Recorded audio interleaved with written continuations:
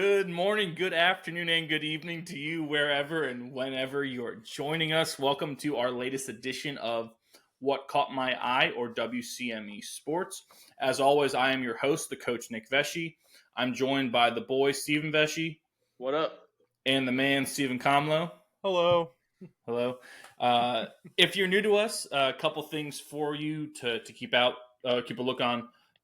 Our goal of this show is to have you learn something new and become a better, more educated fan of sports. And so what we do is we take the most important, eye-catching, noteworthy events from the sporting landscape in the past week.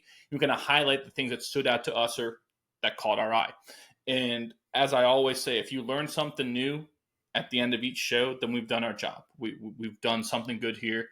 Because at the end of the day, we all want to know more. Whether it's about sports or something else, there's always that thirst for knowledge, and it's never a bad thing to want to know more. And so we're just going to push. We're kind of pushing that. Jefferson once say learning never stops. The UVA grounds people. Yes, that would be why at UVA they're not referred to as freshman, sophomore, junior, senior. They're referred to as first year, second year, third year, fourth year, because as the boy correctly pointed out, his philosophy was that your learning never stops. You're just in your fourth year of learning. You're in your third year of learning. So, whether you want to look at that as pretentious or not, that's in the eye of the beholder. Before we move on to our top catch of the week, just a reminder to follow us on all of our social media. That's on Instagram, on X, on Facebook at WCME_sports. Our episodes drop every Wednesday at noon on YouTube and on Spotify. You can also check us out on our website, WCMEsports.com.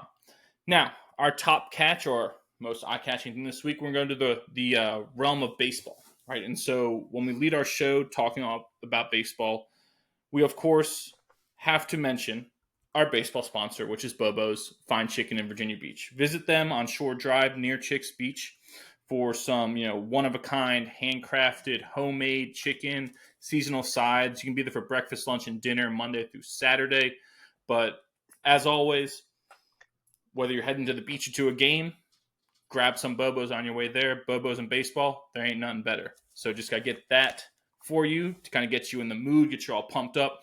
Because I'm going to start with baseball, not because I have a Yankees or New York bias or an Aaron Judge bias. But we're going to start there with the Yankees and Judge and Soto because, we've talked about this before in our show. The Yankees, I think right now they sit at the start of play tonight on Tuesday night at 73-52. They're a half game up on the Orioles in the American League East. And we've said this before that Judge and Soto have driven this team so far. They've gotten very little production from anyone else on that roster. I don't even know if there's someone else on that team hitting over 250. There probably is not. So for what they're doing, it's nuts. I think, Boy, right before you came on, you said Judge and Soto just went back-to-back. Yes. Again, which is nuts, right? And they're playing so well, and they're hitting so well that even when you pitch around them, they're still getting hits. By the way, they only have 5 guys on that team, in that lineup that qualify for the stats, like qualify for OPS. That they've played long enough. Correct. Yes. That's crazy, right? So coming into play tonight on Tuesday, Judge is hitting .331, which is, I believe, second in all of baseball. He has 44 homers and 111 RBIs. For some people, that's an entire career. He's done that, and we're not even in September, right? His last 30 games, he's hitting .422, right, which is an insane for over 30 games, including .462 in his last 7 games. He's got 12 homers in that span, a .1415 OPS, and his on-base percentage in his last 30 games, .582. He's getting on base almost 60% of the time he gets to bat, which is crazy. Nuts, people, right? While playing center field, he moved from right field to center field, so he's playing a more demanding defensive position. He has 8.6 WAR on the season, or wins above replacement, which leads all of baseball. And again, we've talked about Judge a lot, and you hear him get talked about a lot, but I don't think it's hyperbolic. I don't think it's over the top, because what he's doing in a lot of ways is unprecedented for our generation, or especially the generation that is growing up right now. They've never seen someone do this, right? We grew up in the 90s where we saw guys do this, but they were all enhanced while doing it. Before those guys in the 90s, no one had done this type of stuff until your Mickey Mantles, Hank Aaron's, Willie Mays' of the world, right? So we're seeing Judge propel himself into the category with those guys. And just a stat to go with that, over this past week, he hit his 300th career home run. If you saw the home run, it was on a 3-0 pitch, and the guy threw the ball about, I'm holding my hands up, but like 4 to 6 inches off the inside of the plate, and he hooked it for a home run. Wasn't even close to a strike, and he still hit a home run off of it for his 300th homer. He is the fastest player ever to reach 300 home runs. He did so in 955 career games. That's 132 games faster than the next closest person, which is Hall of Famer Ralph Kiner. Literally an entire season faster than the next closest person to get to 300 home runs. You ask this question all the time about some people, if they retired today, are they a Hall of Famer? I think he's a Hall of Famer if he retires today because he's got that Ralph Kiner comparison. You can take that because peak. And he's done a couple historic seasons. Like, I mean, his full rookie year, he hit 52 home runs. Yes. Right? That's insane. Then 2 years ago, he hit 62 home runs. So he's got one MVP. He's going to get his second MVP. Right? He's got the most home runs in American League history in a season. He's the fastest to 300. So you just said, he'll end up with over 1,000 hits after this year. Yep. You kind of just rack up the numbers. I think, I mean, you could definitely make an argument. You make a very good argument after this year. Yeah, it's crazy. And again, not to be outdone is Juan Soto. Now, Juan Soto is not putting up the numbers that Judges, but you could argue that he's been close to just as impressive at the plate with his approach and the way he's going about it. He's hitting 300 coming into the night with 34 homers, 87 RBIs, OPS over 1,000. But what's kind of cool about Soto is he became the first player ever with 5 100 or more walk seasons before his 26th birthday, just to kind of digest that. So first player ever to have 5 seasons with 100 or more walks before he turns 26. Him and Judge are the fastest players ever to reach 30 home runs and 100 walks in a season. Fastest duo teammates. They both hit 30 homers and 100 walks already this year. That's just kind of an amazing thing that they're doing. And like, again, what makes it more amazing is the fact that they're not getting virtually no production from the rest of the lineup. There's 7 guys doing nothing. Judge and Soto are just putting the rest of the team in a rucksack, and they're just hiking up this mountain, just passing it back and forth. I mean, it's insane. Just yes. They're the ones that are single-handedly making the AL East a close race. Yes. Right? Because Boston's fallen off. Their playoff hopes are steadily going downhill. The Rays and the Blue Jays, they tailed off a while ago, but I mean, because of Judge and Soto, we have the closest race in baseball for a division title. Yeah, it's amazing. It's infuriating. It is. God, it pisses me off, man. As an Orioles fan, I'm sure. Jesus. Yeah, I mean, you're right. The Orioles, to no fault of their own, are in this with the Yankees, and the Orioles have played as good as any other team in baseball, and somehow these 2 guys are keeping up with the whole roster of the Orioles, full of all their studs and all their big-time prospects and all their Corbin Burnses of the world, right? Somehow the Yankees are staying not just afloat, but prospering with these guys. It is amazing. It should not be taken for granted. Just like his year 2 years ago shouldn't have been taken for granted. This, too, is up there. I think I saw a thing where he's on pace for 11.1 WAR this year, which is incredible. Yeah. But you know who is also on pace for 11.1 WAR? Boy, Bobby Witt Jr. I was going to say Bobby Witt Jr. Right, that's what I want to talk about next. Beat you. Thank you. Was the Royals. The Royals and Bobby Witt Jr. and company. So the Royals, they're at 70 and 55. So they're just a couple games worse than the Yankees. They're tied with the Twins for the second wild card spot. And they're actually second in their division because the Guardians have played so well. So that division has 3 teams that can make the playoffs. I don't think anyone thought before this year started there'd be 3 playoff teams. I think people probably looked at that and said that's the weakest division. Yes. And whoever wins that division is going to the postseason, and they'll be like 88 and 84. Yes.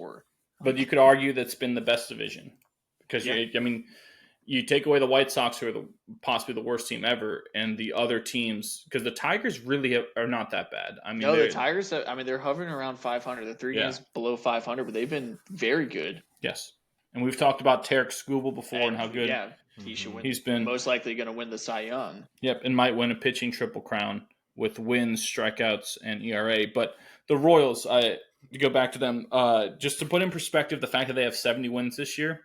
Last year, they won 56 games in the entire year. They already have 14 more wins now before we even get to September than they did the entire year last year. The year before that, they had 65 wins, right? So they're having their best season. If it just, even they lose every other game, it's their best season in 3 years, right? Mm-hmm. So they've been fantastic. And the biggest reason is Bobby Witt Jr. 100%. We've talked about him before on the show. Very, very underappreciated, very unknown because of the fact that he plays in Kansas City and the fact that Kansas City has been so poor for the last several years. But coming into tonight, he leads the major leagues in batting average at 349. Let's just call it 350, which is about the highest average I've seen someone have this late in the year. I can't even remember the last time someone was. I would have to think it was Luis. Was he that high though? Let me look up a couple. I do remember that a couple years ago. Was he that high? Because I know he didn't finish that. So the last time someone finished with an average over 340 is probably a long time ago. I don't know if Arise finished above 340. He dropped off precipitously, I feel like, in that year. Good. Royals have been playing lights out since All-Star break too. They're like 18 and 10, 17 and 10, or and a lot of that is Luis Arise last year. Nick hit 354. No, he didn't. The whole year. 2023 Miami. 147 games, 354 average. Wow, I stand corrected. I thought he had dropped off because I remember he was at a 400 pace, but he couldn't keep it up. Yeah, put this in my little black book. But Bobby Witt, he's got 25 homers this year, 25 stolen bases, 91 RBIs.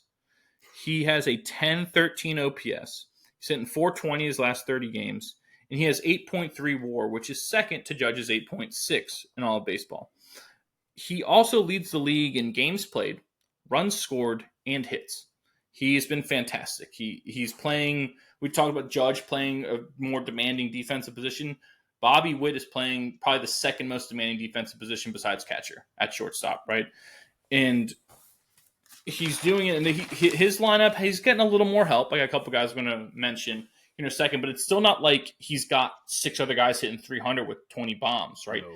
He's doing this also in one of the most cavernous parks in all of baseball, in a place where the ball doesn't fly, right? It's not like it's Coors Field, where Coors Field, the dimensions are actually pretty deep.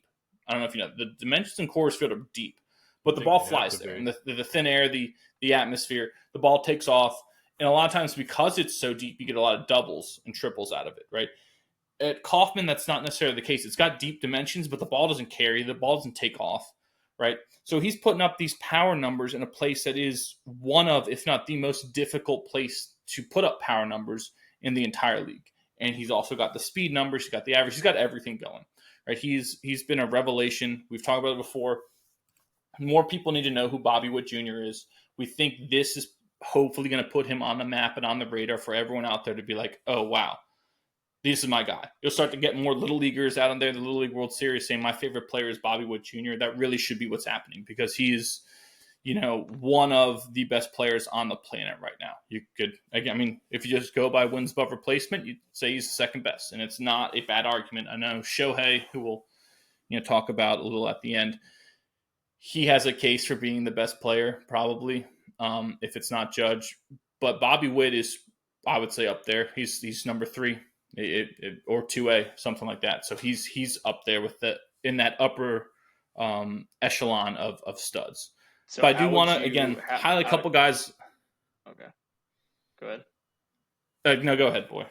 I was gonna say, how would you we just did our AL MVPs last week? After Judge, how would you go through your AL MVPs? Because I'm looking at you just talked about Bobby Witt and how special he's been, and leading an average is he 2, but Jose Ramirez is sitting there with 3. with 32 and 100, and he actually has more stolen bases than Bobby Witt. He's got 29 stolen bases. I think Soto has been so important. He's 302, 35, and 88, and second in OPS. Right. But I think like in the scope of that, like I feel like the tiebreaker goes to Bobby Witt Jr. because look how shitty that team was before he was there, and look where they are now. Yeah. Like I feel like that's one of those like intangibles, right? Because like MVPs that people are gonna look at the stats and what they're doing, and like obviously like it's gonna be taken into account that Judge is gonna be your de facto MVP because he's single-handedly, for the most part, carrying the Yankees to a postseason race. Well, what I love about Bobby Witt is right there with him. Like, yeah, and what I love about those squad. What I love about those guys, though, that I mentioned, all of them are so unbelievably valuable to their team. This isn't like A-Rod hitting 45 and 120, but they're all garbage time for the Rangers. And they're all garbage time home runs and stuff, whatever. But every one of those guys I mentioned is so valuable to his team. Jose Ramirez he's the face of Cleveland, right? Yes. Juan Soto, without him, Judge putting up the numbers, but the Yankees would be even more. They'd be mediocre, right?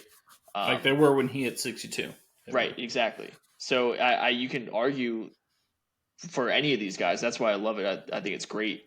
I think I would still go. I'd still go Bobby Witt. But if you go think about you bring up Soto, right? Without Soto, is Judge just as valuable to that team?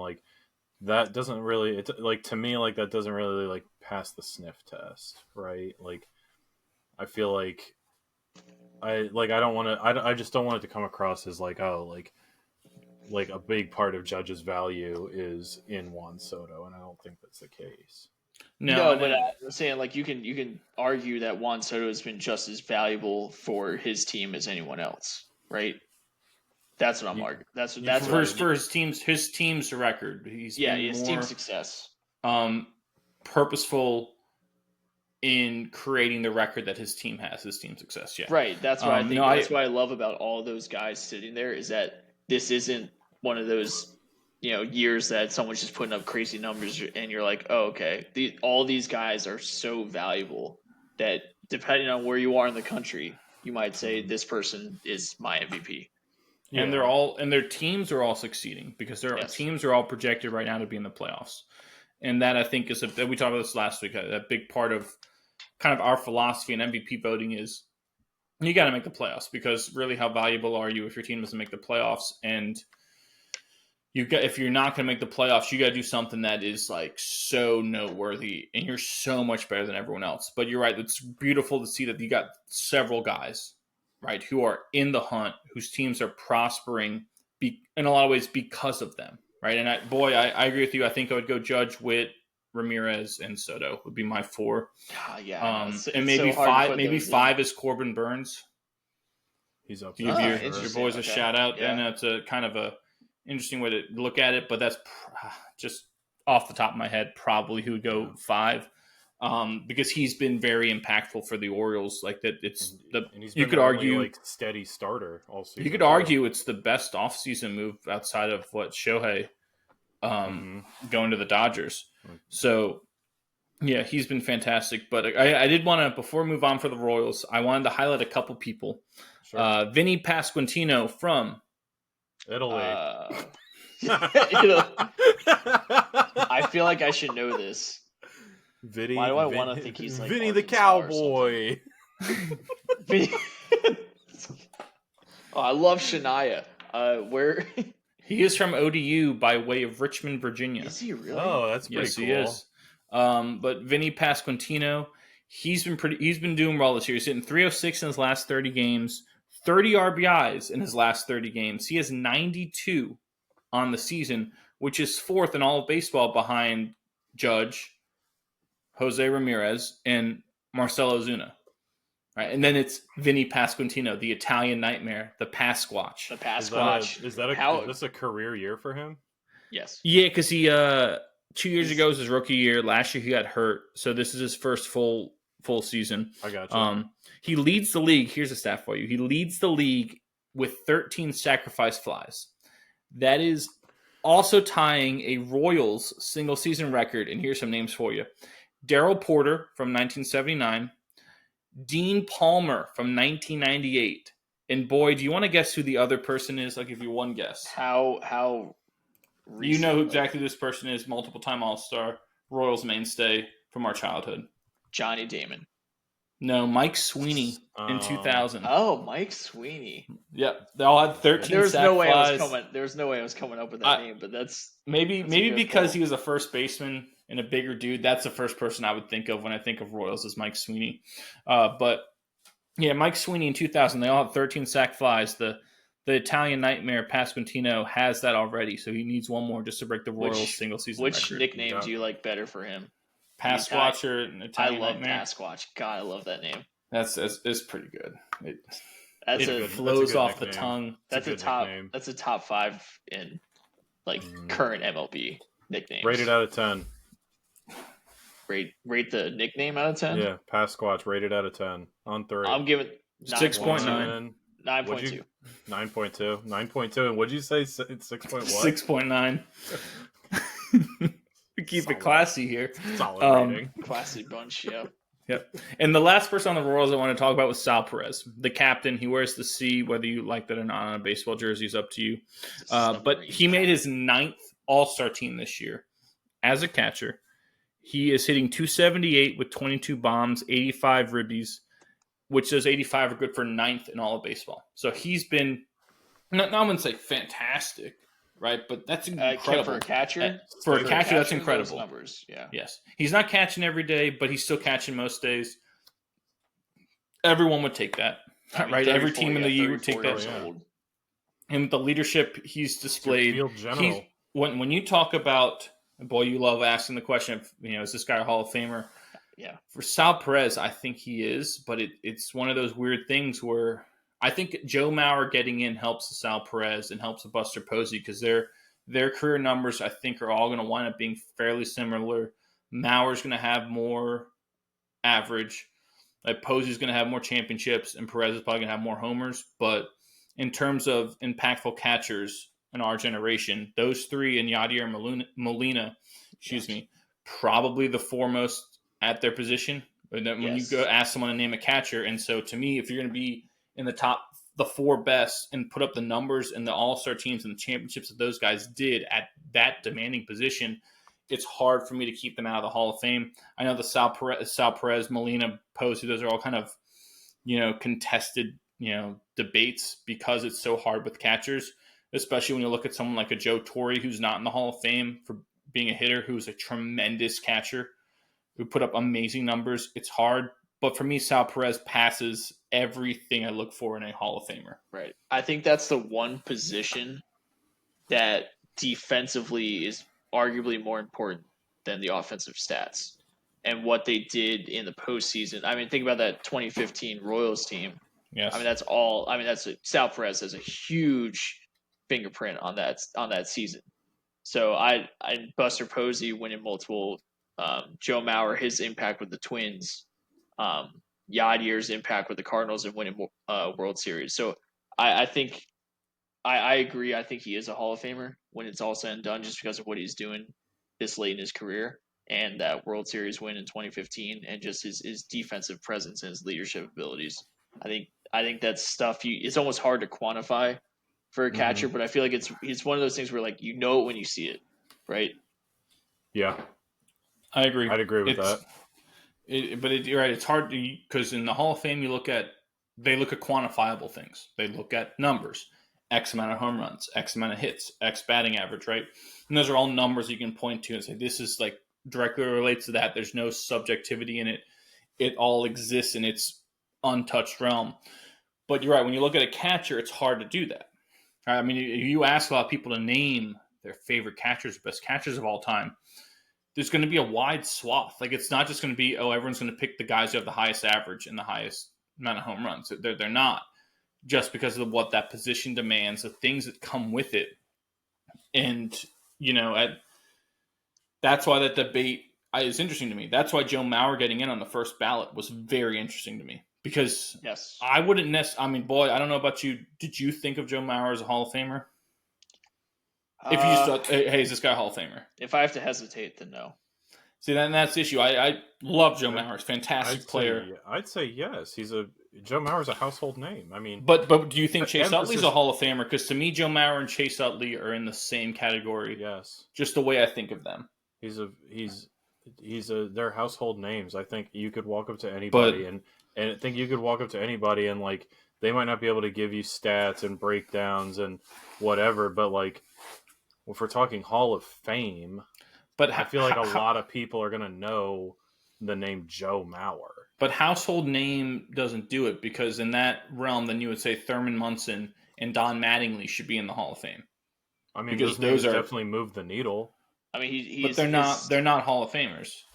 He's 3-time Gold Glover.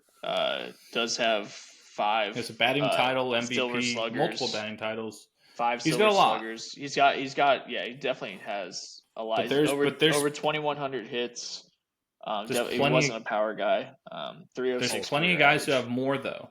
Right? There's plenty of guys who have accrued more, like a Gary Sheffield who accrued more. A Fred McGriff who accrued more and had to get elected by a special committee, and Mauer gets in on the first time. So again, I'm not trying to like make this dumping on. I think Mauer, he should be. I think he should be a Hall of Fame. You should be in the Hall of Fame, but first ballot, I think, is what's bothering you, right? Yeah, because first ballot is like, holy crap, this means this guy, in every circle of baseball expert that you talk to, he's a Hall of Famer, right? Because of the percentage it takes to get that. It's so high that you have to have. And that, you're right, that's what's telling me. I would, if this were 6 years from now, I could get it. But I mean, here's another name for you, Bobby Abreu. Look at his numbers compared to Joe Mauer's numbers in terms of counting stats. Like Kenny Lofton, there's another one. Ooh, Kenny Lofton. Aren't even on the Hall of Famer, right? Aren't even on the ballots, but no, Bobby Abreu's not in the Hall of Fame. Really? But again, if you look up Abreu's because I know Abreu. Well, I think this is what kind of throws you with Abreu's that is kind of wild. He has 400 career stolen bases. Yeah. He's on career OPS of 870, 288 home runs, over 2,400 hits. Yeah. 291 career average. So I mean, his average probably close to 300. Yeah. So that to me though, I do look at that. At his position, I'm not jumping out there and going Hall of Fame. I think that's a Hall of very good and that's an amazing career. Yeah, I mean, but that's kind of what my point. I mean, is it all because Joe Mauer played catcher? Like, what was Joe Mauer's career batting average? Was it over 300? It was 306. Yeah, it was 306. Okay, but at the end of the day, is that because Kenny Lofton's career average, I believe, is 299 or essentially 300? Like, is that big of a difference? I think it's the position. Center field's fairly demanding. No, it's so you were a catcher, Nick. I know I was a catcher. I'm just center field is not. I'm telling you right now, as demanding. Center field's a fun position. I can tell you right now. I played a little bit. I thought catcher was fun. Don't try to make catcher seem like it's not fun. It's more of being a catcher. It's more of a grind position, I would say. Yeah, I feel like if you're talking like rehab down the line in your career, like I'd much rather be a center fielder than a catcher. Oh yes, longevity's sake. But Kenny Lofton does have 299 average, 622 stolen bases. But isn't that also kind of like a check mark in the Hall of Fame category for Sal Perez? Is that like the durability and the like duration of his career, like years of service for Sal Perez? I feel like that as a catcher, that's kind of crazy. We're talking Crash Davis numbers here, baby.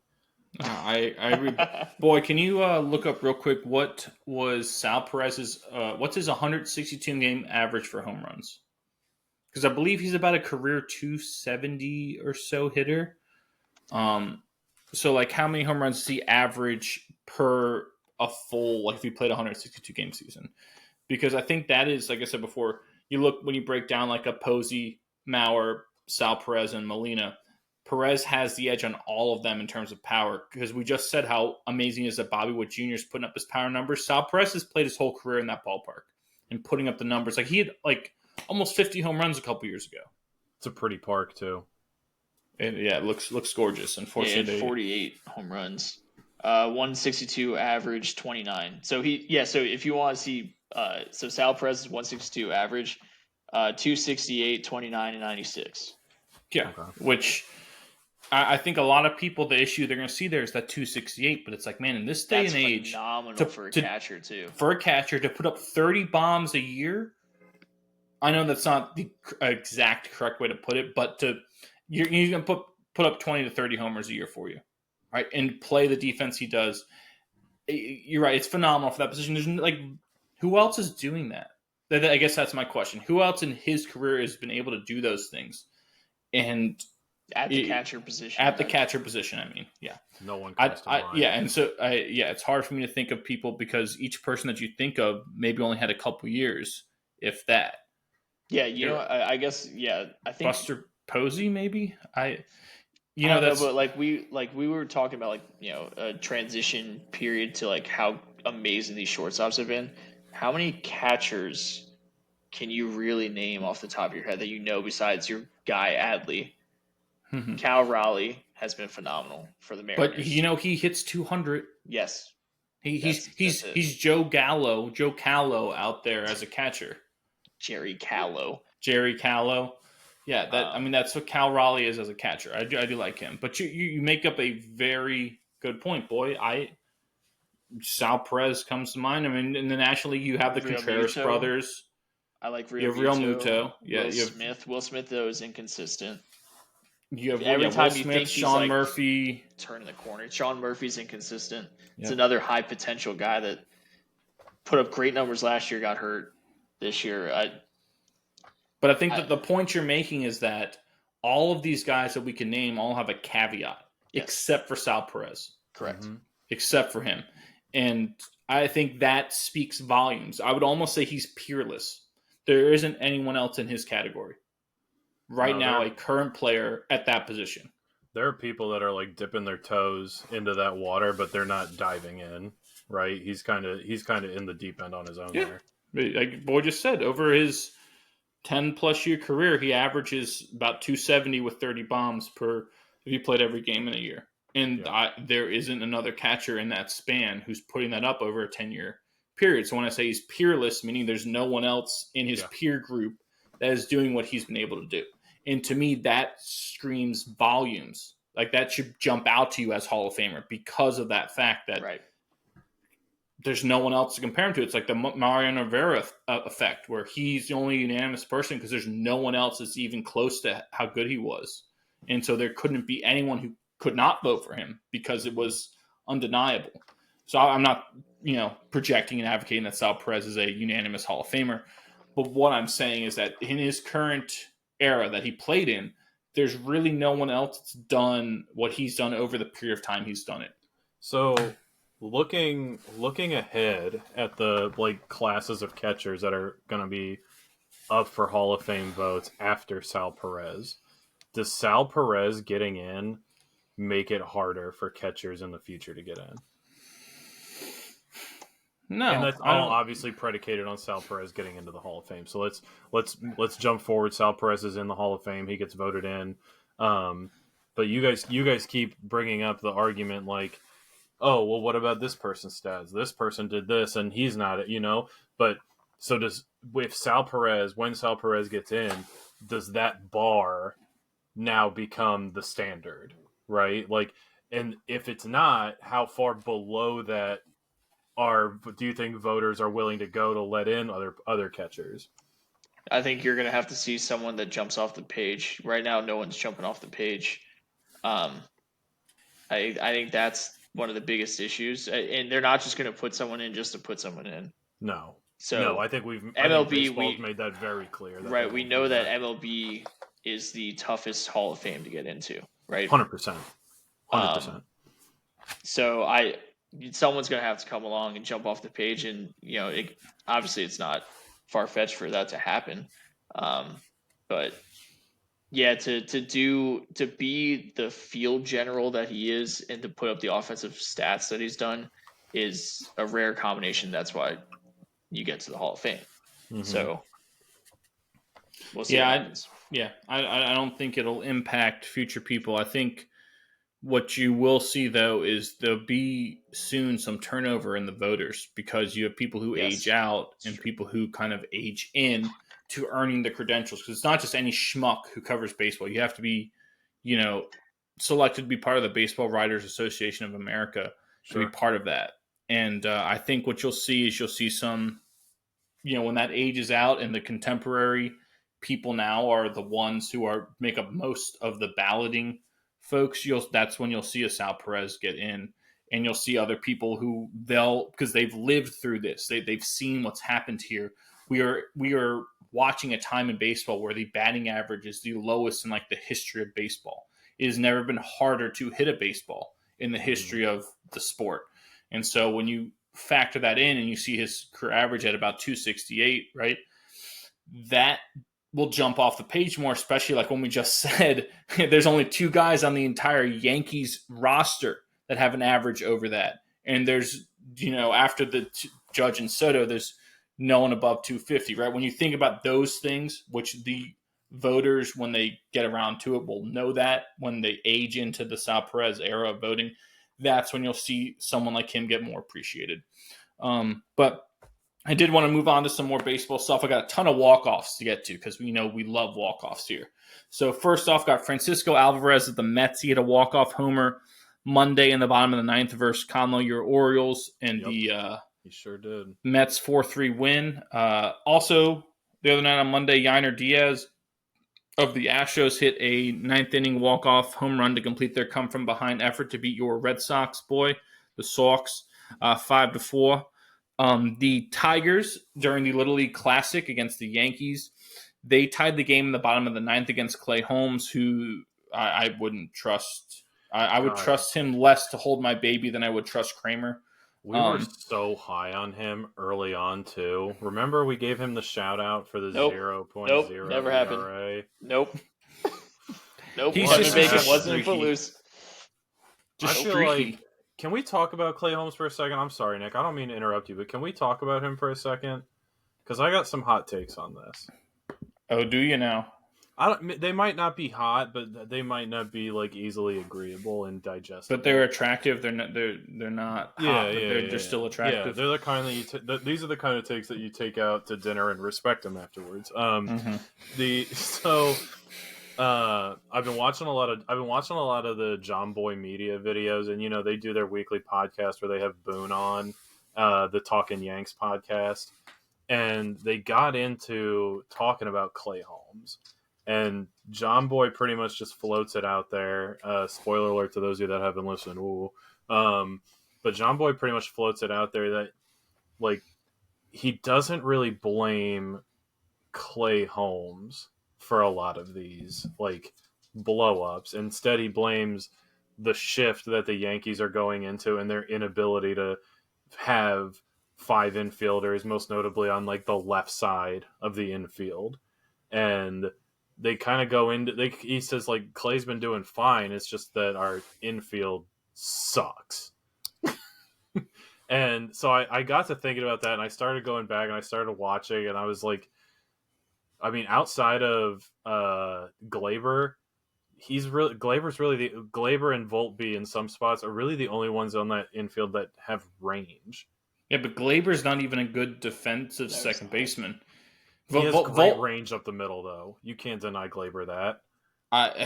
Personally, I think the Yankees should have got rid of him several years ago, and this is one of their faults of Cashman is that they hung on to him too long. But I mean, look, he's a league average second baseman. Volpe's an above average defensive shortstop, but he has inconsistencies at times. But that happens to that position.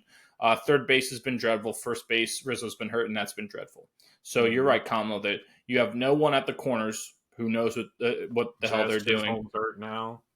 Yeah, and he's hurt. And he's a makeshift third baseman. That's not his natural position. No, I mean, you've got at times 3 second basemen out there, and LeMahieu, Torres, and Chisholm, right? And then a Volpe who, like I said, is pretty good. So you're right, Kamla. The infield defense is not a strong suit. Just the whole Yankees organization. Mm-hmm. Besides, it goes Judge and Soto and Costanza has been terrible. It goes back to kind of like what Doug was saying when he was on with us, is that, like every team has their like glaring flaws, and there isn't really any one team that's running away with like World Series. Like it's a formality at this point that they have to play out the rest of the season in the playoffs before they like get the trophy. But every team has their glaring flags right now, and for the Yankees, it's their infield, and I feel like just kind of like last year, it was their what was it, left field that they didn't It was have anyone everything. in It's been everything but Judge for the last God knows how many years. Mm-hmm. It's been everything but Judge and Garrett Cole. The rest of the team is, you might get a nice season from Nestor Cortez, right? You might get a good streak from Clay Holmes at the beginning of the year. You might get some streaks like that, but in terms of anyone putting any consistency on the paper and on the field, it's Judge and Cole, and that's it. The rest of the team has been, I don't want to say dreadful, but I think I've already said dreadful, so I'm gonna go with it. They've been rough to watch. I don't want to say like I feel bad for him, because I'm in no way gonna feel bad for the Yankees. But like, you gotta kind of feel for Clay Holmes, because I feel like he hasn't really done anything much different. He's a pitcher who likes to get the balls on the ground, but he's also erratic. He's spraying balls like Nuke Lelouch. No one there to field those balls. The shift is hurting him, and they have no one there to field these balls that are being hit on the ground off of his, like, what does he have? It's a slider, right? That's his go-to? No, sinker. It's a Zach Britton-like sinker. Okay. For a comparison for you, Kamlo. But no, Clay Holmes' bigger issue, I think, is less about the infield defense and the infield makeup and more about his control. He walks at least a batter every time he comes to the mound. Mm-hmm. And most of the time he walks two. So he's always pitching with 1 to 2 to 3 guys on base because of his control issues, and that's what's gotten him in trouble. Whereas if you're not walking these guys, you let that ground ball get through, okay, it's just guy on first. But when you walk 2 guys, you let the ground ball get through, it's now a run is scored, right? And that's essentially, what we saw here when the Tigers tied the game in the bottom of the 9th in that Little League Classic, and then they won on a Parker Meadows walk-off single in the 10th. You saw, it's just the same story. Guys get on base against him at a fairly high clip if he's not missing bats. Just because he can't consistently, he has control issues. He can't consistently locate his pitch. If he locates it, they can't hit it. They'll run it right into the ground. But he can't consistently do it, so a lot of guys go up there and just take and get on base. Elsewhere, going to Cubby Land for our Chicago viewers out there drinking Malorts. Wrigleyville. In Wrigleyville. Stop. No, it's not called that. No. Well, on Friday, the Blue Jays tied the game. They scored 3 runs in the 9th inning to tie the game to force to extras, but Seiya Suzuki hit a walk-off single in the 10th for a 6-5 Cubbies win. Raise the flag, take a shot. I'm alerted. Then you had cicadas in there, cicada-infused Malorts. Yeah. Yep, I've seen that. Yep. They do some stuff out there in Chicago. Corbin Carroll of the D-backs, the D-backs, I said Diamondbacks. He had a game-tying 2-run homer against the Rays with 2 outs, which makes it even more dramatic. But, however, the Rays were able to walk off on a Brandon Lau single in the 9th. It was a misplay by the center fielder. It was kind of wild. Guy on first scored on a single to center field. So he takes off, and the center fielder kind of like bobbles the ball when it gets to him and kind of nonchalantly flips it back into the infield. And the guy just doesn't stop and keeps chugging and scores the walk-off for that Rays victory. The Phillies, to keep the Philly frenetic and our rioting fans going to the Holiday Inn happy. Trey Turner hit a walk-off single off the left field wall. So good. Against his former team, the Nats. That at-bat was fantastic. He had a 7-pitch at-bat in the bottom of the 9th to hit that walk-off. It was part of a 4-hit night for Trey Turner, who I know at times for the Fightins is much maligned, but he's fantastic. He, one of the best in the game at his position. So he hit that walk-off. It was his 6th career walk-off hit, believe it or not, for Trey. And then last one I have here, not a walk-off, but for the Dodgers. In their 5-2 loss to the Cardinals on Saturday, Shohei Ohtani hit a home run and stole 2 bases. It is the 8th game this year that Ohtani has hit a home run and stolen a base. Was that the game where he got 8 times he's done that? That's nuts. What, Kamla? Was that the game where he got caught in that rundown? I'm not... I don't know if it was that game or not, but there was a game not sure. in like the last couple days where Uh, Shohei is, he's getting his lead, and he takes off right as the pitcher goes to pick him off. And so he gets caught in this rundown, and he put on the sweetest, smoothest of sidesteps to get safe at first. It was incredible to watch. I mean, Shohei Ohtani can do no wrong right now. It's insane to watch this guy play the game, and like the guy's smooth like Jay-Z. It's the only comparison right now. Is just he's as smooth as the Jigga Man. Yeah, Jay-Z, man. Rock Nation. Okay, okay. We're gonna go with Jay-Z. Yes, Ohtani is amazing. We said this last week. He's probably our NL MVP, even as a designated hitter. Yeah, he's fantastic. I mean, I was watching. He had a home run.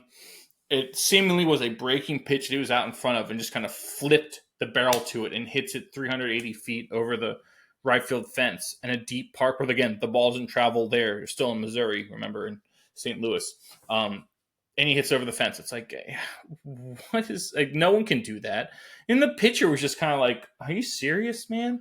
Like, I put a breaking ball that, maybe hung a little, but was, down and towards the outside of the plate. Now this guy just drops the barrel and has so much power and coordination to take it out. Like, that people don't do that. That's not normal. But yeah, you're right. Ohtani can do no wrong. He's been fantastic. I wanted to save him for last just because we talked all about the American League. We'll give some Ohtani love. He's probably, like we said, going to be the National League MVP. The Dodgers are always going to be a force. Who knows? Maybe he's the missing piece, right? They've racked up such a massive payroll, right? I kind of find it funny when people still think of the Yankees as the richest team with all the money and all of this, and they haven't had the number one payroll in like a decade or more, right? It's been the Dodgers, and so he's part of that just monster machine the Dodgers keep trying to build. But just to keep in mind, the Dodgers really, in terms of championship success, have not had it with all this money they've spent. They won one, and it was during the pandemic-shortened 2020 season. So they haven't even won a World Series in a full regular season, right? So maybe, that's one of the reasons that I think you don't have people rating the Dodgers as the best team is because of that. And like you said, Kamo, every team has their weaknesses. Dodgers pitching, they've had so many injuries. They've been inconsistent. Bullpen is not as strong as it's been in the past. Hitting wise, Mookie was hurt and Freddie's had a down year by his standards. And a lot, so like Max Muncy's been hurt. You've had some of these other issues, but they're still the Dodgers. They still, again, have by far the highest, them and the Mets are up there with the payroll, right? So yes, that there's an example of how payroll doesn't necessarily equate to success, but they're the Dodgers. They have the resources of anyone, right? And they have the roster and the guys. So it's hard to count them out, but it's also hard to put your money on them. So maybe Ohtani is the missing piece. I mean, he's probably going to have a 40-40 season, which is just stupid. But I did want to finish on him. Anything else baseball-wise before we move on? Yes. Kamo? I feel like ending on the Dodgers, I feel like we'd be remiss if we did not bring up the only really like close race right now in the NL, and that's the Padres gaining ground on the Dodgers and the Diamondbacks and the D-backs. Well, with Kettle One Martini out, I wasn't as quick to bring them up, but the Padres have been, I think, the biggest risers in post All-Star break. What are they? They're like 20-6, 21-6 or something like that since All-Star break, and they're playing out of their minds. Like, these dudes are hungry. And as our gambling expert likes to say, these guys are not going quietly into the night. These guys are going to make a race of it, and it's some fun baseball to watch. I mean, you put on any AL game, and I feel like it's meaningful because the AL is very, very close. NL, not so much, but I'm compelled to stay up and watch Padres baseball, to watch them get closer and closer and closer. Like, if you're the Dodgers, I feel like you kind of have to feel the heat there because they were an arm and a leg favorites at the beginning of the season, and they held that lead through the majority of the season. And while they still hold it, they're only 3 games up, and we're getting into the dog days of summer.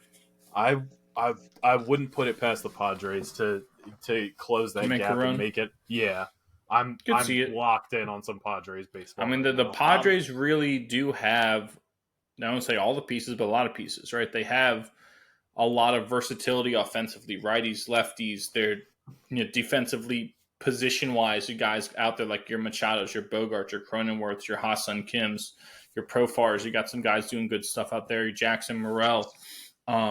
Pitching wise, you have your Dylan Ceases, your Joe Musgroves, your Yu Darvish still out there. I don't know if Darvish is hurt or not, but you have starting pitching. What's his face? Michael King from the guy from the Ron Soto deal from the Yankees has been fantastic, right? Bullpen wise, was it Suarez? Is that the closer? Is it Robert Suarez?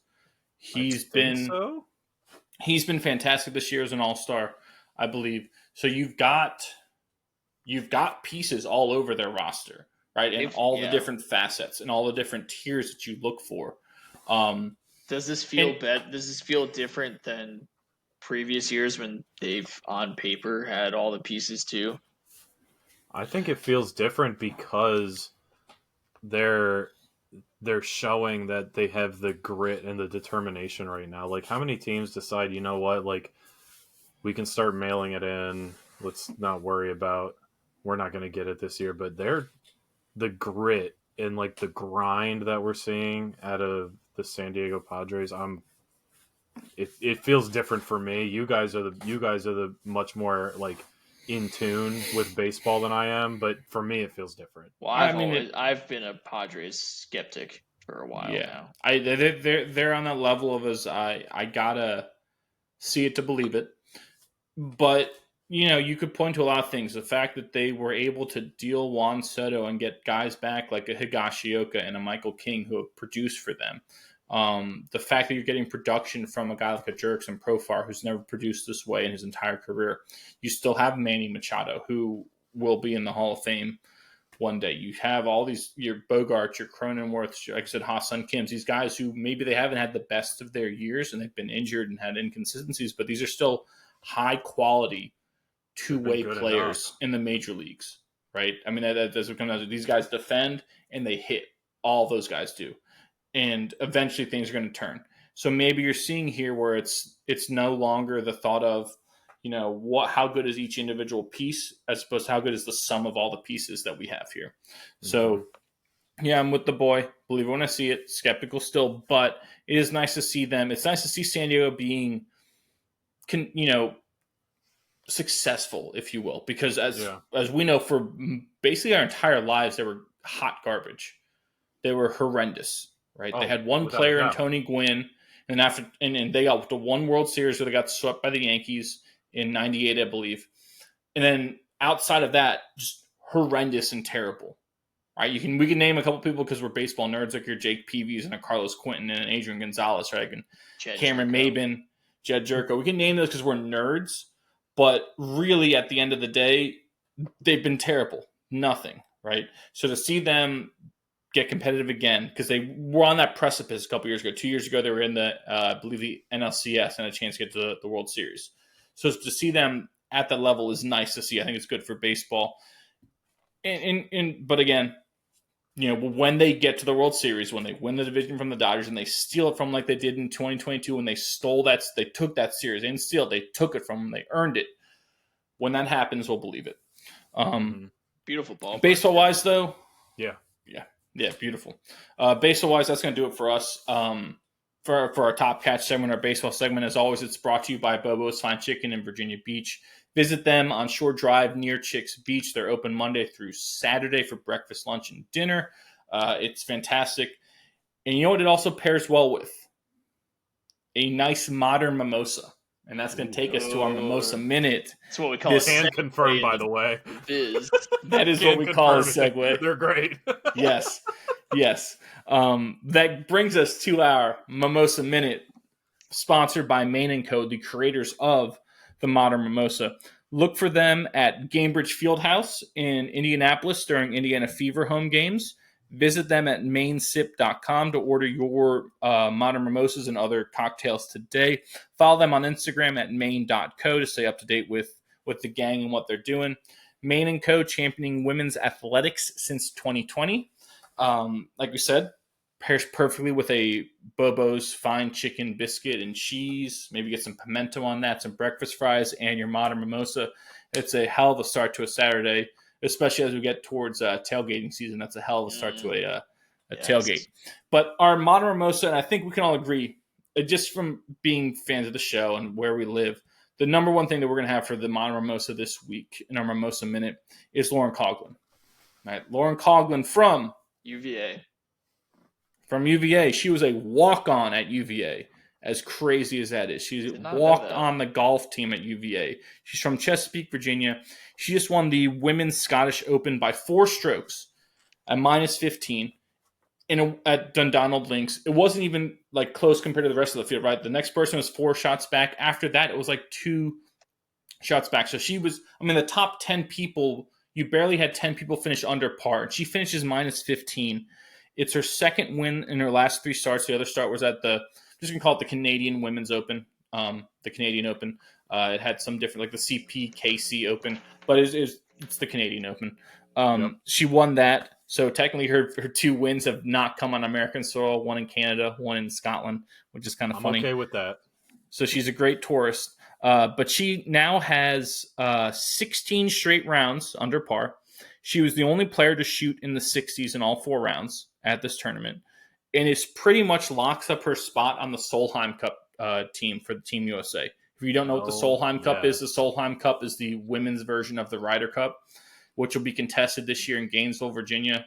I believe the Robert Trent Jones Golf Club in Gainesville, Virginia. USA versus Europe. USA is trying to take the trophy back. They tied last year because it's only 2 years like the Ryder Cup, but because of COVID, they wound up playing last year. They tied last year, meaning Europe retained the cup, but they didn't win it. So Coughlin is all but a lock to be part of that roster and that team that's going to try to take that back from Europe here in September. But it was phenomenal. Like, just every step that someone tried to make a move and come at her, she answered, and it was awesome. She played like how we're starting to see like the top talent in both men and women's golf play, where like she picks her spots to get birdie, but she, outside of 4 bogeys the entire tournament, she played perfect golf. Yeah. She looked phenomenal. She didn't have, from what I could tell, she didn't have her husband, John Pond, on the bag. I think she got a local caddy for it. No, are you sure? Who was the caddy? I didn't recognize John him. Pond is, or her husband's not always her caddy. He's kind of filled in a couple times. I think what the T-Mac, I think is what they call him. I think he was her caddy when she won in Canada. And her caddy again here in Scotland. So I thought John Pond caddied for her in Canada. No, he was the first one out there to spray her with champagne, as he should, like a good husband. Good on you, John. But no, he hasn't caddied for her last couple tournaments. Because she was leading the Evian Championship, I believe, in the final round and lost the lead, and he was caddying for her then. And he said afterwards, I feel like if someone else were caddying for her, she would have won. So I think he's kind of, taking a step back from that. It's a tough thing, man. And like, not for him, obviously. I'm not talking about him. I'm talking about her. But like, it's, as a golfer, like, to not have a caddy who's just regularly with you. Like, we hear it talked about all the time with like the importance of Teddy with Scotty Scheffler, right? It's important to have like a caddy who's there, who knows your mannerisms, who has your rhythm down, who knows your yardages, who knows just pretty much everything about your game, when you're going to do what you're going to do, when you're going to do it, when you need different clubs. I mean, that's like song and dance and back and forth between a player and a caddy is so important in professional golf. And it gets undersold, and sometimes it doesn't even get talked about, but I mean, good on her. And you got to think this has her feeling really, really good moving into what is it? Their version of the British Open now. Yeah, That's being played at St. Andrews this weekend. The AIG Women's Open at the old course at St. Andrews is coming up this weekend. Their last of 5 majors this year. You gotta think to dominate a links course on foreign soil like that by 4 strokes, and you played practically perfect golf, and now you're stepping up to the home of golf. You gotta think she feels so confident going into this. Yes. Oh, I'm gonna be locked in. I'm gonna be locked in so hard.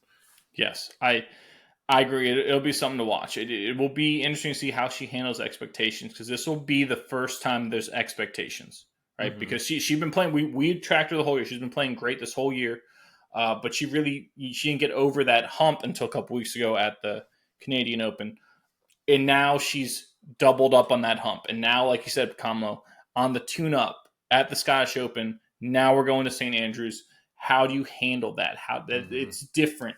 Things different. Every time you strike the ball now, it's different. So how do you do with that? We hope that she embraces it. She seemed like the person that embraces it, right? Who is just ecstatic, especially because of where she was not long ago, where she was about to essentially give up the game. And now she's here winning at the highest level and competing consistently and showing that she belongs. It's nuts. Again, she was a walk-on at the University of Virginia. She walked on the golf team. This stuff doesn't happen. It's not like a Jim Leonard walking onto Wisconsin's football team and making to the NFL where there's some precedent for that, right? Because you get overlooked because someone might say your measurables aren't there. Golf doesn't give a crap about measurables. It's all about the number. Like, oh, this person shot 68 and that person shot 74. We're going to take the person who shoots 68. We don't care. It's the lower score, right? Mm-hmm. So if we're in a golf sphere, to walk on to get to where she is now is remarkable. It's amazing. It's so nice to see. It's great that she's from where we're from. I'm so proud.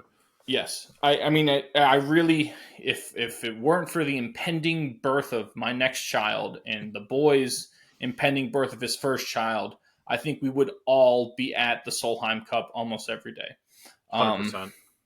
Especially for where it is going to be located. Right there in Gainesville, right? Right off up Route 29. Robert Trent Jones, right? Lake Manassas. Yeah. So that was, I mean, that had to be the thing. Even if that's the only thing we'll get to in the most a minute, that had to be number one, at least for us.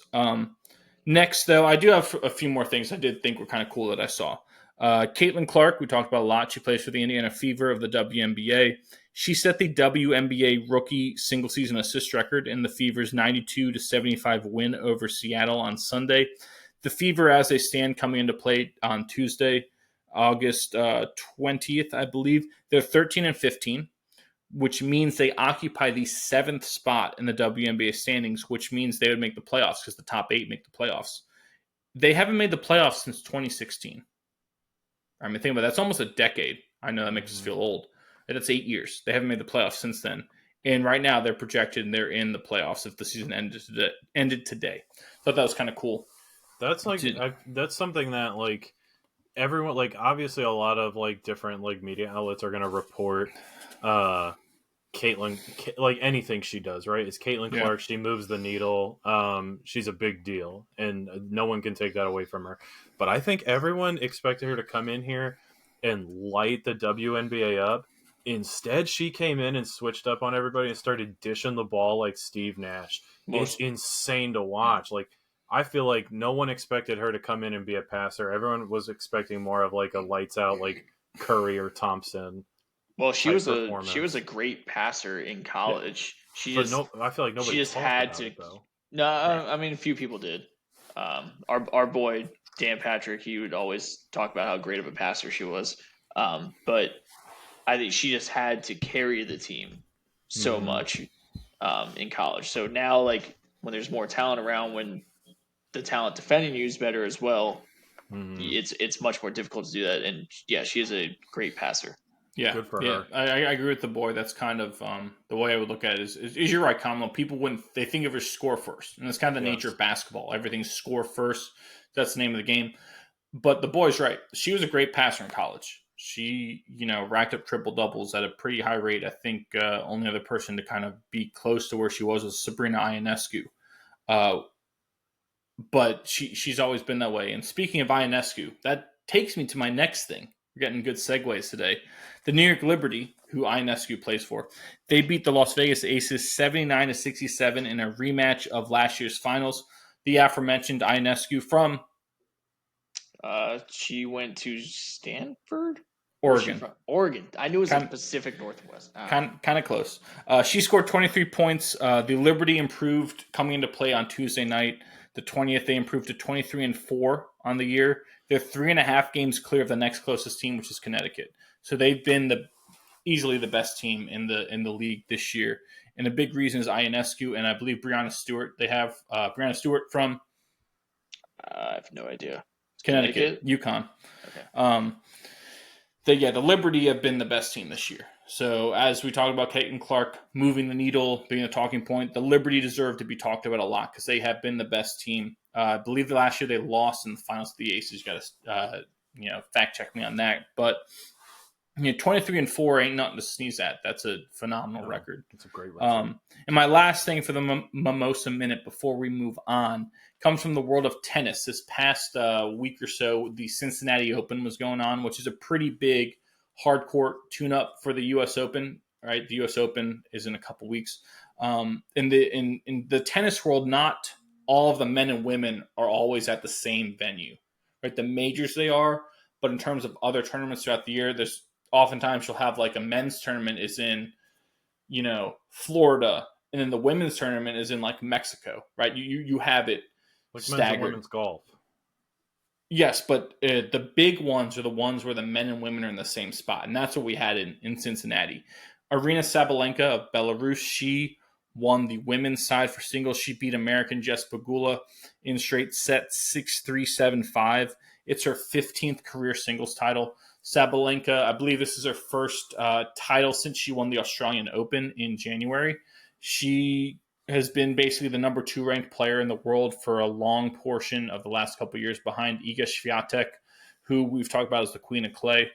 So this is a big thing for her going into the U.S. Open, right? She is a great hardcore player. Part of that is the power that she displays time and time again with her ground stroke. She just hammers the ball back at you all the time. So, and it's relentless, right? She's unrelenting in her let me just take it to you. And that is a big hallmark of great hardcore tennis players. So this is a good sign for her going into the U.S. Open in a couple weeks. But Jess Pegula is also a great sign for her. She's been a top 10 player for probably the last couple years, but she's not fully broken through. I don't know if we've seen her even make a semi in a major. I don't think we have. I think she's made a couple quarterfinals, but we haven't seen her have that big breakthrough. So to have her get to the finals here in Cincinnati, nice to see. Hopefully can improve on that. And last tennis thing before we wrap up. I know this is a men's part for you, but it is bear mentioning. The men's side, Yannick Sinner, the number 1 player in the world from Italy, he defeated American Francis Tiafoe in the final in Cincinnati in straight sets. I believe it was 7-6, 6-2. But the bigger news, I think, as an American, is the fact that since Francis got to the final in this tournament, he's now moved into the top 20 of the world rankings. The U.S. now has 5 men in the top 20. A quarter of the entire top 20 American or men's tennis players in the world are American. It's Tiafoe, Sebastian Korda, whose sister is no one. No. Who's Sebastian Korda's sisters? Oh, Nelly and okay. Jess or is it Jessica Korda? Yeah, Nelly and Jess. That's his sisters. By the way, he's in the top 20. Fritz, Taylor Fritz is being there. Ben Shelton and Tommy Paul, I believe, is probably who you're going to have in the top 20 or 5 if you were to fact check me on that. But that's the most. The last time the Americans had 5 male tennis players in the top 20 in the world was in 1997. So that's a pretty amazing thing that we've got going there. We talk about how the American men haven't won a major in over 20 years since Andy Roddick. But right now, American tennis, men and women, is in a pretty good spot, believe it or not. I know we don't have the major championship results, but in terms of just overall success and consistency, we're doing a pretty good thing. So just wanted to highlight that for us. Anything else from Most Minute Wise before we move on? I got one more thing, and it's going to be very Carmel? brief. I feel like I would have been remiss to not bring up the noise that Angel Reese is making in the WNBA. This chick is a machine, and I Yes, she understand is. that like a lot of people want to have like a Caitlin Clark, Angel Reese debate. I kind of like fall into like Dan Patrick's like camp of thinking. I don't really think it's a debate. I think most people would take Caitlin Clark over Angel Reese every day, but Because of the position. Yeah, because of the position. The ball's always in your hand. Yeah. And the importance of how she plays. But Angel Reese is just putting up monster numbers. She set a franchise record for the Sky for most offensive rebounds in a season.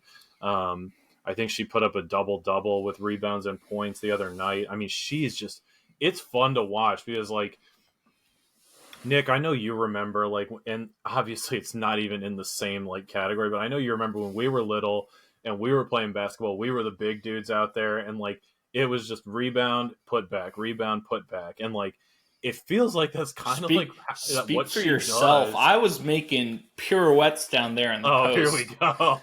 Here we go. We're gonna have to get Coach Kamlo and Coach Vesey on the board. Check the film. Speak for yourself. Anyways, but I mean, it's fun to watch. I think it's basketball it's a different kind of dominance is what she's doing, and I like as a former big man, like I enjoy watching the way Angel Reese plays. The points that she makes, the moves that she makes, the going up and getting the ball, boxing out. I think it's a version of basketball that I think if you're not looking for it and you're not talking about it, it's hard to appreciate. But I appreciate the hell out of what she's doing up there in Chicago. She's fun to watch. Yes, I got to shout out Angel Reese one time. She's fantastic. I like that. That's good to hear. Anything else, boy? No, I'm good. All right, that's going to do it for our Mimosa Minute this week, sponsored by Main & Co. Look for new releases from the gang over at Main & Co., like a Mezcal margarita and an Irish coffee. Those should be coming soon. Visit them at mainsip.com and follow them on Instagram at main.co. Main & Co. championing women's athletics since 2020. That's going to go and move us along to our next segment, which is going to be about soccer or football or calcio, if you're speaking the old language, if you will. So I'm going to talk about the Premier League. We talked about this before the show. The Premier League kind of drives soccer, especially, in this country, in the U.S., right? We spend more time focused on the Premier League than we do any other league in a lot of ways because it is Thanks, Rebecca the premier soccer league, right? That's kind of how it is. They, on the whole, they probably have the best collection of talent and consistent production, top to bottom, in terms of competitiveness as well. So I'm going to start off with the first game of the Premier League season, which was a Manchester United victory at Old Trafford. Substitute Joshua Zirkzee in his first game for United. He scored the game-winning goal as they opened their campaign with a 1-0 win over Fulham, who, Fulham's had some consistency issues.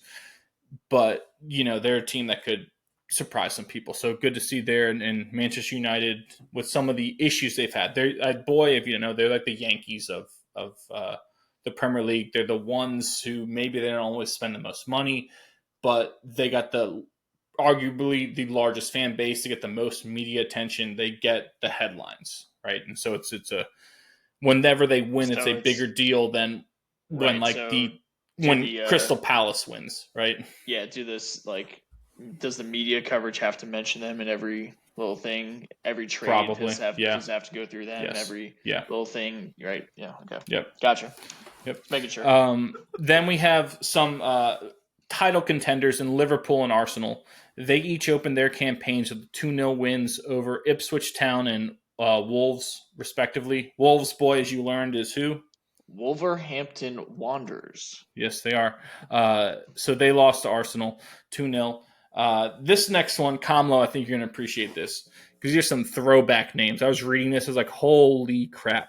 Brighton and Hove Albion, short for Brighton. They beat Everton 3-0 to open their campaign. Danny Welbeck for Brighton, had a goal and an assist. Danny Welbeck's still kicking it out there. Did you see who got the red card in that game? Who? Ashley Young. No, you're right. Yes, I did see that. That dude's like 38 years old. Well, speaking of 38-year-olds, the next part I was going to bring up was James Milner. Here's another name for you. He plays for Brighton, James Milner. By starting for Brighton, he has started his record 23rd Premier League season. This is his 23rd year in the Premier League. Isn't that amazing? You bring up Ashley Young. Work a day in your life. Yeah, James Milner, more of a Roy Kent type of player, if you want a better comparison. Because he's there, he's every fucking where. Roy Kent. Yes. So James Milner, maybe the modern day Roy Kent at Brighton out there. But that is, again, you bring up a great point. We get a Danny Welbeck and Ashley Young and a James Milner reference in the show. Who would have thought that? But here's the funnier part, too. James Milner's 38. You know how old the coach of Brighton is, the manager? Oh, he's got to be like 26, 27? He's 31. He's the youngest ever permanent Premier League manager. What's his name? Fabian Herzler.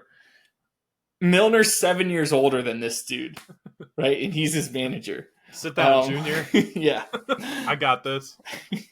Thought that was kind of wild. And they won. Even with these old dudes out there, they won 3-0 over Everton, who's had some struggles the last couple of years. Didn't Milner wear the captain's band for England at one point? I think so. That sounds correct. I feel like watching that for several years, he was the captain, I feel like, for a couple year span. But yeah, isn't that kind of wild? I was reading that. I was like, oh, you got to be kidding me. This is hilarious. Elsewhere, Jamie Vardy scored a second-half equalizer for my Leicester City Foxes as they drew Tottenham 1-1 in their return to the Premier League. They had been relegated, and they just got back to the Premier League. But Leicester starting off pretty well with a nice draw against a Tottenham side they've had some issues, especially with the departing of Harry Kane, but they're still Tottenham. They got the resources. Yeah, but I thought that was cool. Jamie Vardy, probably my favorite soccer player. So nice to see him get the goal. All he does is score. It's a good goal. I love it. Yep. Anything else soccer-wise, Kamlo? I have two things. One, I need to highlight something in the Newcastle Southampton match that really, really pissed me off. And I'm not gonna mince words on this, so I apologize in advance. So Newcastle faced Southampton. Newcastle won 1-0. But there was a moment, I think, in like the 28th minute that really, really pissed me off. So Fabian Shear was assessed a straight red card for a foul on a play that occurred after the whistle on Brereton Diaz. Essentially what happens is Newcastle is going to move the ball back. They're just looking to play a possession game, reset. Fabian Shear goes to pass the ball back to their keeper, and Diaz comes running up behind him and puts a forearm into his back. Very aggressive play. Referee blows the whistle. Shear gets up and gets right in Diaz's face and kind of shoves him a little bit. Diaz doesn't move. He kind of stands his ground. The two start talking. Shear steps up to him. They go chest to chest. And then they're still jawing at each other, having very aggressive words with each other. And Shear goes and puts his forehead on Diaz's forehead. Diaz drops like Bob Lee Swagger shot him from a mile away. He drops. He starts holding his face. He's screaming. Other Newcastle players recognize what's happening, and they get pissed off, and they come over, and they're trying to like pick him up. Like, dude, you're fine. Look, and they like hoist him up like Rafiki brings up baby Simba, and Diaz is still just like fetal position in the air, being suspended by these other players. Eventually, they drop him. Referee comes over, assesses Shear straight red, and gives Diaz, who's up and fine now, of course, assesses Diaz a yellow card for the forearm in the back. Shame on Diaz. Shame on the officiating crew. And shame on the EPL for not having some sort of response to this. It's shit like this that gives soccer such a bad rap in our country. I've said it before and I'll say it again. It is a beautiful game. It's the world's game. I love this game. This game gave me so much throughout my life, and it pisses me off to see little pussy plays like this get rewarded in the sense of a red card. Now, karma immediately comes back around because Newcastle does end up playing a man down and scores and ends up winning the match 1-0.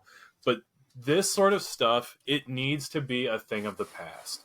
If you want the smoke, come and get the smoke. I'm not saying we allow fighting like we do in hockey, but there needs to be some semblance of contact, and we need to get rid of the diving and the dramaticisms and the cinematics like this that was on full display in the 28th minute of this game. It was embarrassing. It's the reason why people who play more aggressive sports refer to soccer players as grass fairies, because this was a fairy fucking play. I did not like it. It cringed me and pained me to my soul to watch this happen. I feel bad for Fabian Schär, because to liken this to the sense of a straight red card, in my eyes, is saying what you did is on the same level as what Zinedine Zidane did in the World Cup against Marco Maserati, and that is not the case at all. I'm livid thinking about this. It makes me so angry. So one thing I would say, two of the issues, and you kind of touch on it. One, I would say, is policing by the players, right? The reason that fights are allowed in hockey is because it's policing by the players. Like, let's just have this issue be solved and resolved, right? Yes. And like you said, we're not advocating for fighting, because it really doesn't fit in basically any sport, right? I would say it doesn't, right? It would just make things a cluster. But there has to be some level of, the players police themselves. That this kind of stuff is unacceptable by your teammates, by your manager, and by the opponents. Like, everyone has that kind of, common ground.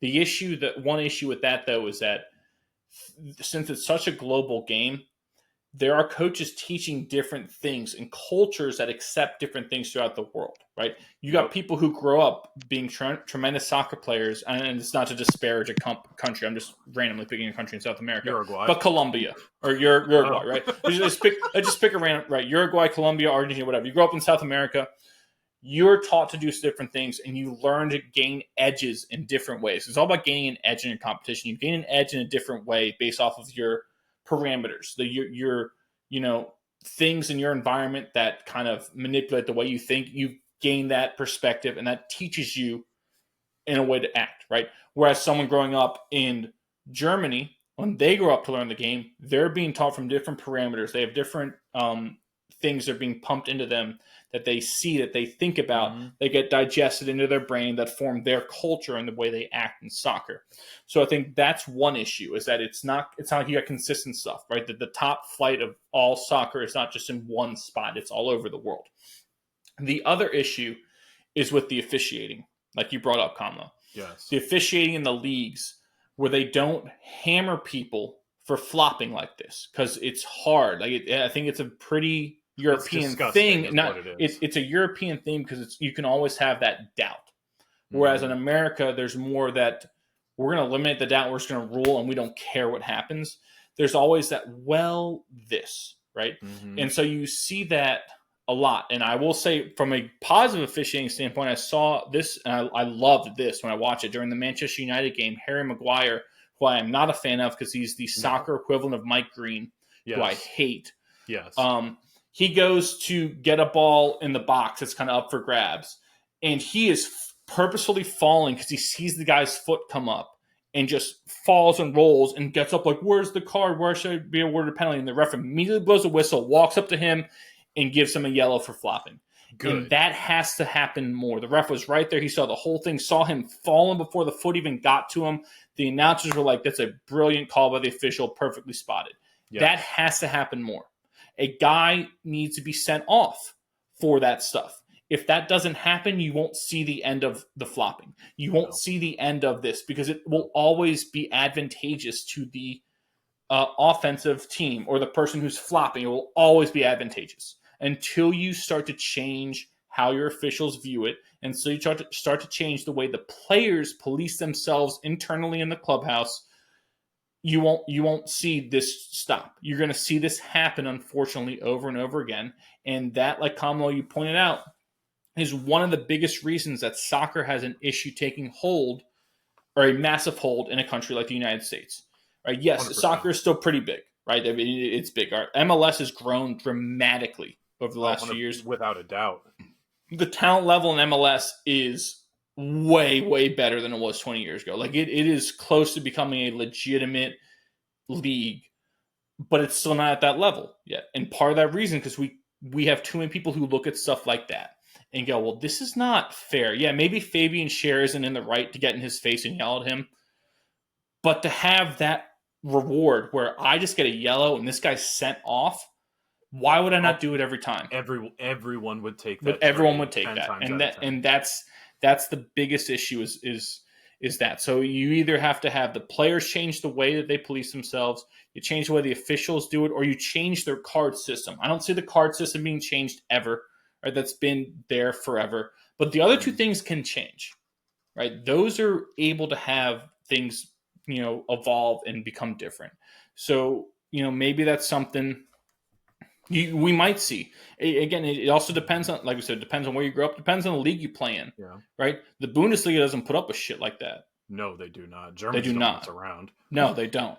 Right? You would be ridiculed and they would say, go play in France or Portugal if you're going to pull that crap. Right? Yeah. And maybe it needs more people like that. But until that happens, you're going to continue to see it, unfortunately. Yeah. All right, any other soccer stuff before we move on to our last segment? I got one more thing, and it's fitting, actually, because I feel like we've talked a good bit about local homegrown talent, talent from our childhood that we grew up with, talent that we went to school with.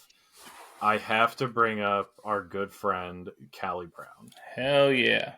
So I have followed Callie Brown's career very, very closely.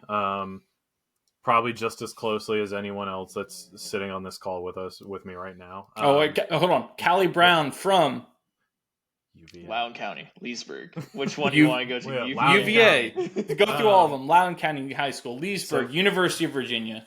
So for those of you that are listening that don't know, Callie Brown went to high school with us. He was our varsity goalie and also our varsity football kicker our senior year.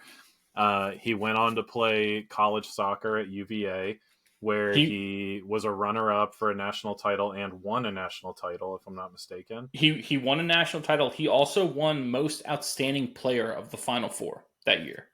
Incredible. Yeah, I remember that year. That was he put on a display, dude. Yes, I think he won at least the last game, maybe the last two games in PKs. And then post-college, I believe his career trajectory went played for the Seattle Sounders as their Houston goalkeeper. Dynamo. The Houston Dynamo, the Seattle Sounders, and then the Pittsburgh Riverhounds. Started Riverhounds and went to those. And then after that, and Callie, I'm sorry if I'm getting some of this wrong, but then after that, he started doing coaching and some clinics in Loudoun County where we grew up. He was recently signed as the goalkeeper coach for the Colorado Springs Switchbacks. So Callie Brown is now a goalkeeper coach for the Colorado Springs Switchbacks. And a hat on top of a hat, him and his longtime girlfriend, Hannah Mad, have co-founded the Colorado Springs United, which is a youth academy / clinic for soccer out there in Colorado Springs. So if anyone that's listening and you live in the area, check out coloradospringsunited.com. Their camps and clinics are going to be launching soon. Go to their website, join their wait list to get in for some of their striker camps, some of their goalkeeper camps. Callie and Hannah, from what I have seen and talked to Callie about, I talked to them a little bit today to make sure this was okay to put on here. They're just two of the best people to ever do it. They have such a passion, such a flair for the game. And, growing up with Callie, watching him kind of grow up and develop, the love and the dedication is there 1,000%. I mean, the guy's devoted his whole life to soccer. So I had to bring that up because, we've talked a lot about, homegrown talent, and people from Virginia that do well and make it big. It fills us with pride, right? We feel good when we see people from our state and definitely our circle, Nick, and In our Stevie, community. in our community do well. It fills us with a sense of pride. So, Callie, good on you. We couldn't be more proud of you. Keep up the great work. Hannah, congratulations as well on the Colorado Springs United Clinic and camps. That's really all I wanted to bring up for soccer, but congratulations to them. I love it. Thank you, Kamlo. Hope Callie Brown is listening. That would be the cherry on the top. I told him I was going to mark the clip and clip it and send it to him.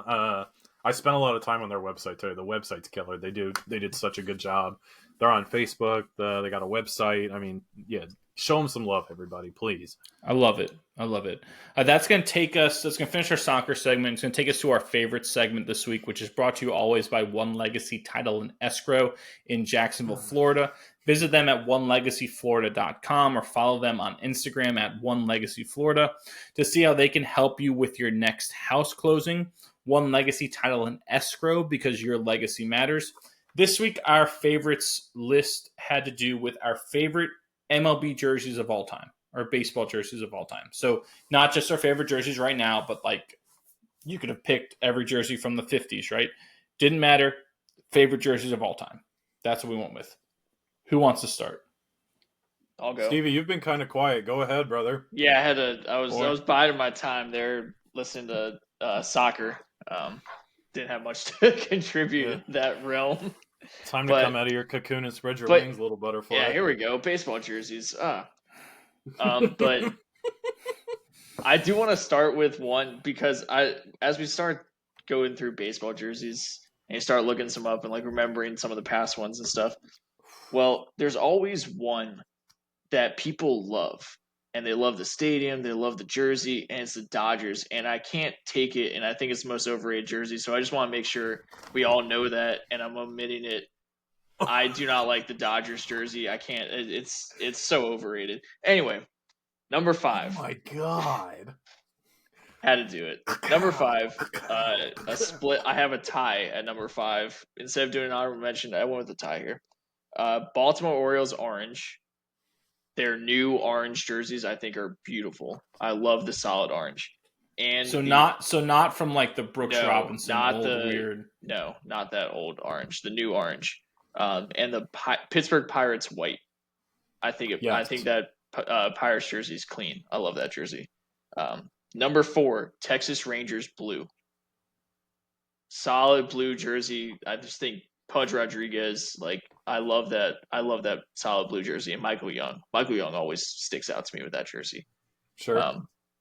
Number 3, the Astros sunset jersey. From the 70s. The Nolan Ryan.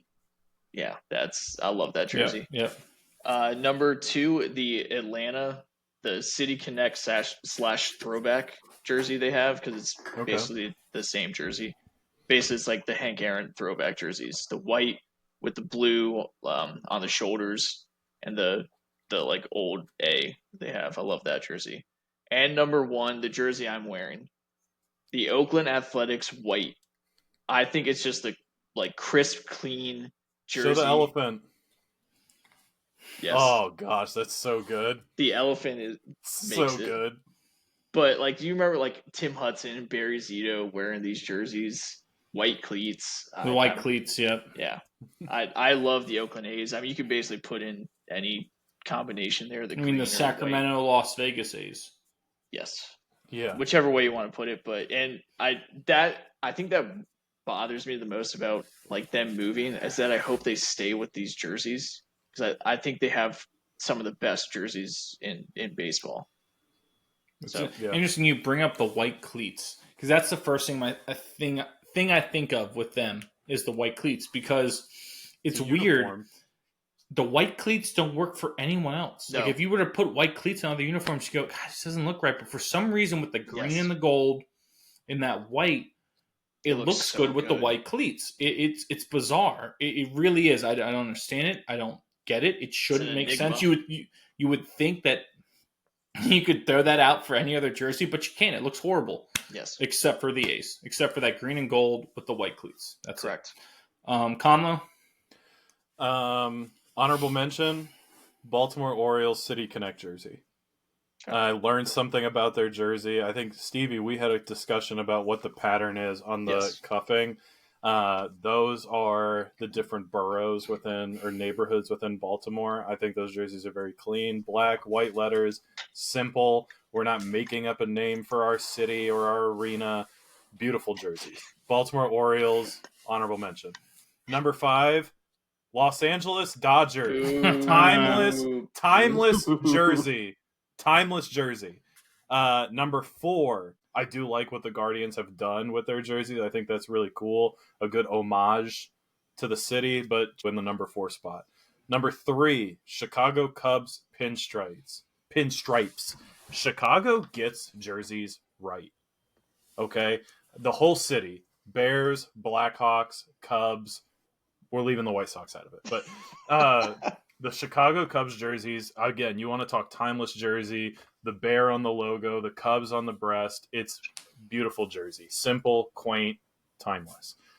Number 2, 1998 Diamondbacks purple and teal pinstripe. Mm-hmm. That is a jersey.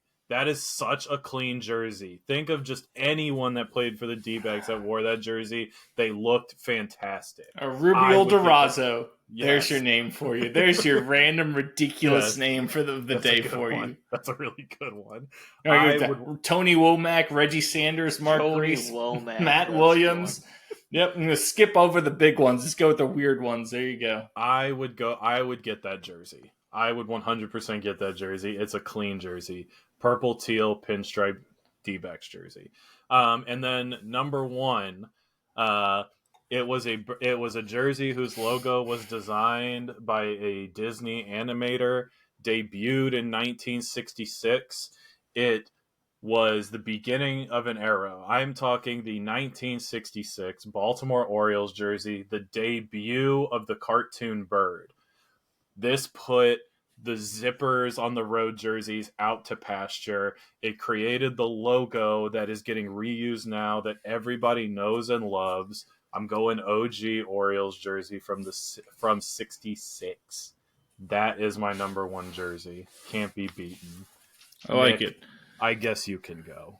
Okay, thank you. Thank you. Why do I even bother?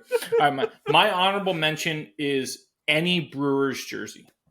Any Brewers jersey. From all the eras, I love all of them. Starting off with the Robin Yount, the logo that is, and it realize it's an M and a B in the glove. Inspiration for our logo?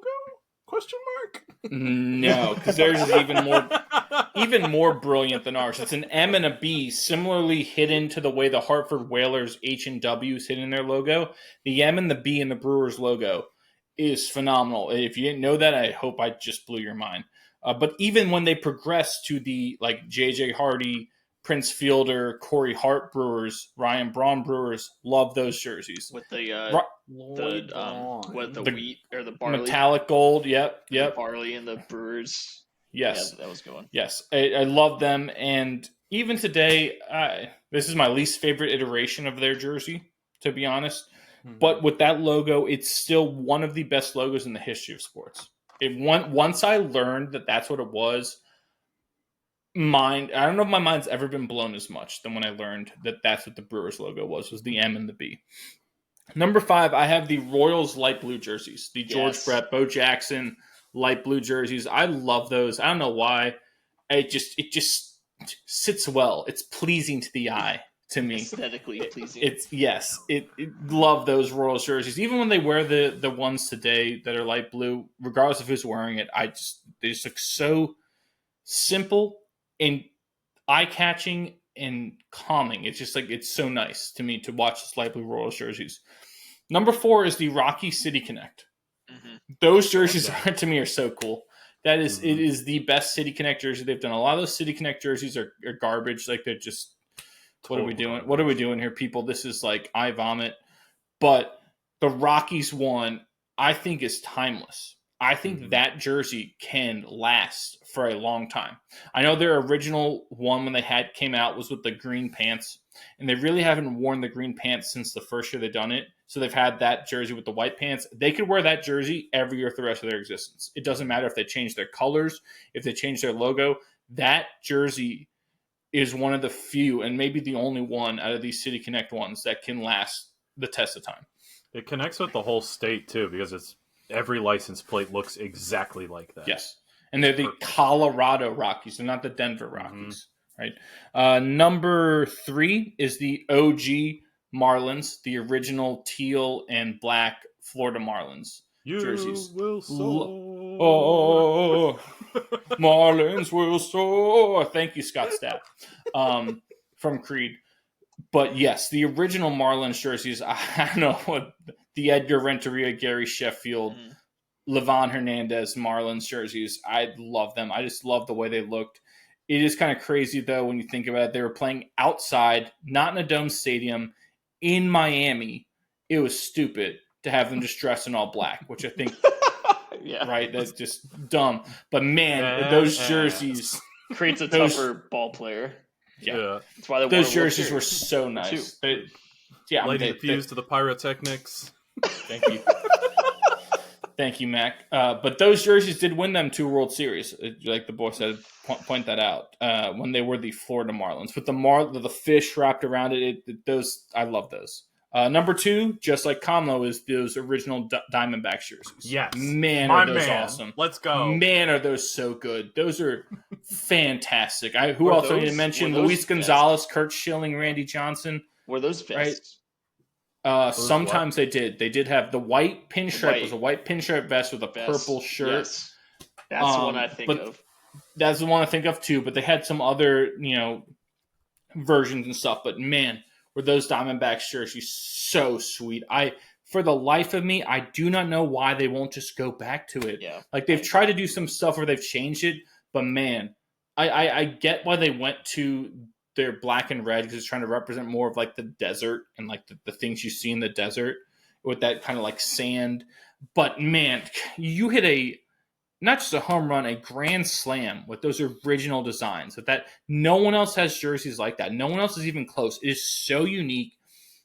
And it just is. I talked about the Royals being pleasing to the eye. Those Diamondbacks jerseys just looked easy on the eye. It wasn't like it stood out. Like you could argue those Rays jerseys from when they took over with the black and all the colors, were kind of like a fad. Like it was like, oh, this is great for the 90s, but it's not going to last the test of time. And I get that. But those Diamondbacks jerseys were just so easy.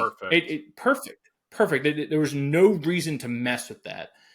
And I don't understand why they did it. It's kind of like the Jacksonville Jaguars jerseys. They had no reason to mess with those, and they went and did it. And I don't get why they did that. So hopefully the Diamondbacks will bring those originals back. I know they do wear them from time to time. I think like every Friday or some certain day of the week where they have a home game, they'll wear them. But that should be your permanent jersey, man. No one else has got that. No one else has it. It's beautiful. And number 1...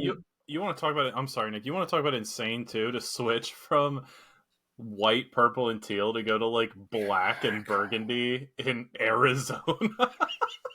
They do play.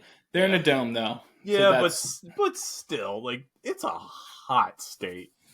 Like as a fan, you got to think as a fan, I'm opting for white, purple, teal all day. Yes. Yeah, But again, that like we said, that maybe they should go back to it too, because the fact that they won their World Series wearing that, right? They really haven't been that great since then. And number 1 is going to be the Yankees pinstripes. It is the classic, iconic look of a jersey. It is, for many people, the first thing they think of when they think of a baseball jersey is the Yankees pinstripes. It has, we talk about saying the test of time, that has withstood the test of time. It's been unchanged for 100 some years. And will continue to be unchanged. And it just is a simple look that goes perfectly with the ballpark and the city and the people and who's on the team. It just fits. It works. And you brought up the Cubbies pinstripes. And technically every pinstripe afterwards has been kind of like a copycat, but the Yankees one sticks out the most. That navy blue on the pinstripe. pops the most. It looks the best. It is the jersey. Like, it's the baseball jersey. Boy, I give you that. Kamlo, anything else? That's good. Good to go. Good list, Nick. I love it. So that's going to do it for our favorites this week, sponsored by One Legacy Title and Escrow in Jacksonville, Florida. Visit them at onelegacyflorida.com and follow them on Instagram at onelegacyflorida to learn how they can help you with your next house closing. One Legacy Title and Escrow, because your legacy matters. That's going to go ahead and do it for us here at What Caught My Eye for this week. Thank you for all of you out there listening, wherever you're listening and whenever you're listening to us. As always, I am the coach, Nick Vesci, the boy, Stephen Vesci, for the man, Stephen Kamlo. Be decent to each other. Have a good one. And take care, Guatemala. We'll see you next time.